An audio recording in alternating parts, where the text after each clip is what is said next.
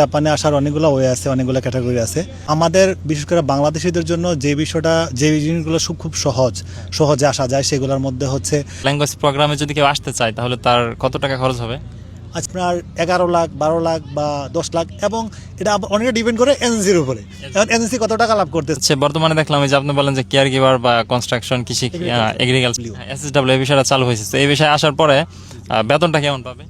আচ্ছা, এসএসডব্লিউ তো আমি তো কোরিয়া থেকে জাপান আসছি, তো জাপানে আমার ভাই আছে, তো ভাইয়ের সাথে এখন জানতে পারবো যে জাপানে কি কি ওয়েতে আসা যায় এবং কত টাকা খরচ হয়। তো ভাই আপনার কাছে কিছু প্রশ্ন জানতে চাই। জি অবশ্যই। জাপানে ভাই কি কি ওয়েতে আসা যায় এবং কত টাকা খরচ হয় যদি একটু ডিটেলসে বলতেন। আচ্ছা, মূলত এখানে জাপানে আসার অনেকগুলো ওয়ে আছে, অনেকগুলো ক্যাটাগরি আছে। তো আমাদের বিশেষ করে বাংলাদেশিদের জন্য যে বিষয়টা, যে জিনিসগুলো খুব সহজে আসা যায় সেগুলোর মধ্যে হচ্ছে student visa, as a like হচ্ছে যে ল্যাঙ্গুয়েজ প্রোগ্রাম যেটাকে আমরা বলি, জাপানিজ ভাষা শেখার জন্য এখানে আসে। এটাতেই আমরা হচ্ছে যে বাঙালিরা মানে বেশি আসি আর কি, যদি আমিও নিজেও আসছি এভাবে। তার পাশাপাশি এগুলো ছাড়াও এরকম আছে, এসএসডব্লিউ ভিসা নামে একটা ভিসা আছে, যেখানে 3টা ক্যাটাগরিতে কাজের জন্য আসতে পারে। প্রথম হচ্ছে যে কেয়ার গিভার, দ্বিতীয় হচ্ছে যে এগ্রিকালচার, তৃতীয় হচ্ছে যে কনস্ট্রাকশন যে কাজটা থাকে ওইটা নিয়ে হচ্ছে যে আসতে পারে। এগুলো হচ্ছে যে মূলত আমাদের বাঙালিরা এভাবে আসে। তাছাড়াও অনেকগুলো ক্যাটাগরি আছে, যেরকম হচ্ছে যে আপনার যে পিএইচডি করার জন্য এখানে আসতে পারে, যাদের অনার্স মাস্টার্স করা আছে। ইভেন আপনার ডিপেন্ড ভিসাতেও আসতে পারে। ইভেন হচ্ছে যে আপনার স্পাউস ভিসা, দেখা গেলো যে হাজব্যান্ড থাকলে ওই যে বউ নিয়ে আসতে পারে, অথবা বউ থাকলে হাজব্যান্ডে নিয়ে আসলো আর কি। তো এছাড়াও আরেকটা ভিসা আছে, সেটা হচ্ছে যে আপনার বিজনেস ভিসা। দেখা গেলো যে আপনার হাতে অনেক টাকা আছে, কোটি কোটি টাকা আছে অথবা লাখ টাকা আছে, আপনি সেগুলা ইনভেস্ট করে হচ্ছে যে আপনি আসতে পারেন নাকি। তবে এটা একটু কঠিন হয়ে যায় আমাদের জন্য, বাট এছাড়াও বাকি যেগুলো আছে এগুলো হয়তো আমাদের জন্য এত প্রয়োজন না আর কি। আচ্ছা ভাই, আপনি প্রথমে বলেন যে ল্যাঙ্গুয়েজ প্রোগ্রামে, তো ল্যাঙ্গুয়েজ প্রোগ্রামে যদি কেউ আসতে চায় তাহলে তার কত টাকা খরচ হবে? আচ্ছা, ল্যাঙ্গুয়েজ প্রোগ্রামে আসতে চাইলে প্রথমত যে জিনিসটা লাগবে সেটা হচ্ছে যে অবশ্যই তার জাপানের যে ভাষার যে দক্ষতা, সেটাকে 5টা লেভেলে ভাগ করা হয়েছে ওরা। তো 5টা লেভেল থেকে অন্তত একটা লেভেল হচ্ছে যে শিখে আমাদেরকে হচ্ছে যে পরীক্ষা দিয়ে বিভিন্ন হচ্ছে যে সিস্টেমে, এজেন্সির মাধ্যমে হোক অথবা যেভাবে মাধ্যমে আসতে হয়। তো এটা কি N5 N5 লেভেল আর কি, যেটা হচ্ছে যে একদম শুরুর লেভেলটা আর কি। N5 লেভেল, N4 লেভেল, এভাবে করে যায় আর কি ওদের লেভেলটা। আর খরচের বিষয়টা যদি আমি বলি, এটা হচ্ছে যে আপনার অনেকগুলো জিনিস ম্যাটার করে। যেরকম আপনার ধরেন একটা সিটি ম্যাটার করে, স্কুল ম্যাটার করে, ইভেন হচ্ছে যে আপনি ওই স্কুলের আন্ডারে বাসায় থাকবেন নাকি হচ্ছে যে আপনি নিজে বাসা নিয়ে থাকবেন, ওইটাও একটা ম্যাটার করে। যদি আপনার অ্যাভারেজ যদি আমি বলি, একদম সাহস করার জন্য যদি অ্যাভারেজ যদি বলি, সেক্ষেত্রে আপনার 11 লাখ, 12 লাখ বা 10 লাখ, এবং এটা অনেকটা ডিপেন্ড করে এজেন্সির উপরে। এখন এজেন্সি কত টাকা লাভ করতেছে এটার উপরে ডিপেন্ড করতেছে।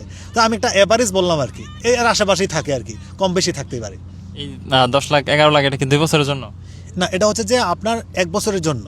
আপনি যখন 1 বছর হচ্ছে যে জন্য আসতেছেন, দেন হচ্ছে যে আপনার 1 বছর শেষ হওয়ার আগে হচ্ছে যে নেক্সট ইয়ারের জন্য হচ্ছে যে আপনার হচ্ছে প্রিপারেশন নিয়ে হচ্ছে যে টাকাটা আবার স্কুলে পে করতে হবে।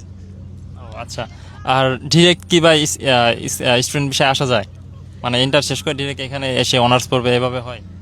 অনার্সের সিস্টেমটা ওরা মানে এখানে নাই বললেই চলে আর কি। তবে অনার্স শেষ করে মাস্টার্স প্রোগ্রামে, এরপরে হচ্ছে যে পিএইচডি প্রোগ্রামে এখানে আসা যায়।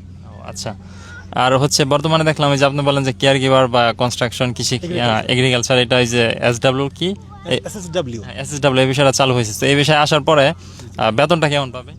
আচ্ছা, এসএসডব্লিউ ভিসাটা হচ্ছে যে মূলত এটা অনেক আগে থেকেই ছিল, যদি এটা আমরা হচ্ছে যে মানে প্রচারণা আমরা দেশে এরকমটা নাই, যার কারণে অনেকেই জানে না, আবার অনেকেই আসতেছে। তো এসএসডব্লিউ ভিসাটার মানে যে বেতন আদিগুলা, এগুলা মূলত যে এজেন্সি বেঁধে হচ্ছে যে টাকার পরিমাণটা, আসার যে খরচটা, এটা 5 লাখ হতে পারে, 6 লাখ হতে পারে, ইভেন 3 লাখও হতে পারে, অথবা এর বেশি হতে পারে না। কিন্তু যখন সে আসলো এখানে আসার পরে যেই খরচটা, যে বেতনটা আসলে পাবে ওরা, ম্যাক্সিমাম অ্যাভারেজটা আমি বলি, এতে এগ্রিকালচার হোক অথবা কেয়ার গিভার হোক, এটা হচ্ছে যে অ্যাভারেজটা ধরেন আপনার বাংলাদেশি টাকা যদি আমি বলি যে 1,60,70,80,000 টাকার মতন হয়। 1,60,000, 1,70,000, 1,80,000 টাকার মতন অ্যাভারেজে হয়ে থাকে আর কি। যাক ভাই, অনেক কিছু জানতে পারলাম, আর আপনারা জানতে পারলেন যে কিভাবে আসতে পারবেন বা কত টাকা খরচ হয় এবং কত টাকা বেতন পাবেন। So that's it for today.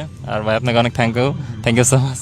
আপনাকে অনেক ধন্যবাদ। আর যদি আরও কিছু জানার থাকে সেক্ষেত্রে আপনার পেজে যদি কেউ কমেন্ট করে অথবা আমাদেরকে সাথে যোগাযোগ করে, আমরা যদিও আমার কোনো এজেন্সি নাই অথবা আমি কোনো এজেন্সির লোকও না, জাস্ট আমি যতটুকু জানি ততটুকু শেয়ার করলাম, আর ততটুকু শেয়ার করবো ইনশাল্লাহ।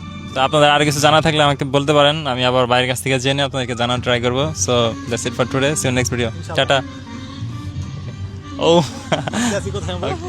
আর এই ভিডিওটা হচ্ছে এখন জাপানের ওসাকা সিটির কোবে থেকে, কোবে তাই না? হ্যাঁ, কোবে সিটিতে।